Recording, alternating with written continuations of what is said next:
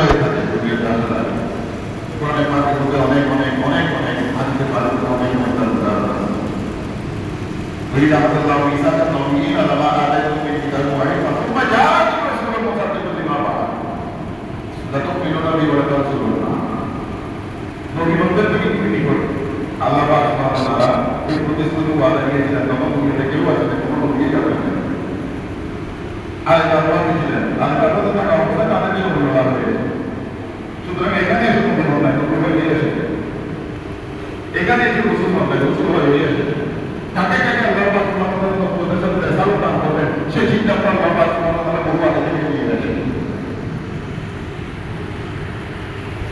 বহু আগে থেকে আল্লাহ বিভিন্ন সিদ্ধান্ত।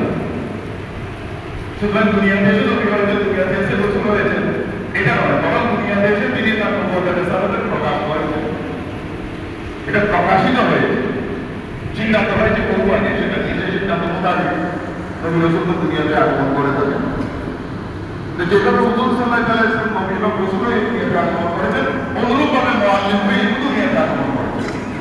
জয়তু মুআল্লিমান, আমি শিক্ষক হয়ে আগমন করেছি।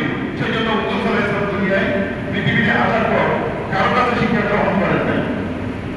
কারণ হুজুর নিজেই শিক্ষা গ্রহণ করেন, শিক্ষা আল্লাহর নিকট থেকে পেয়ে আল্লাহর নিকট থেকে শিক্ষা নিয়ে দুনিয়াতে এসেছেন। হুজুর দুনিয়াতে আগমন করেছেন আমাদেরকে শিক্ষা দেওয়ার জন্য, আর আমরা দুনিয়াতে এসেছি শিক্ষা নেওয়ার জন্য।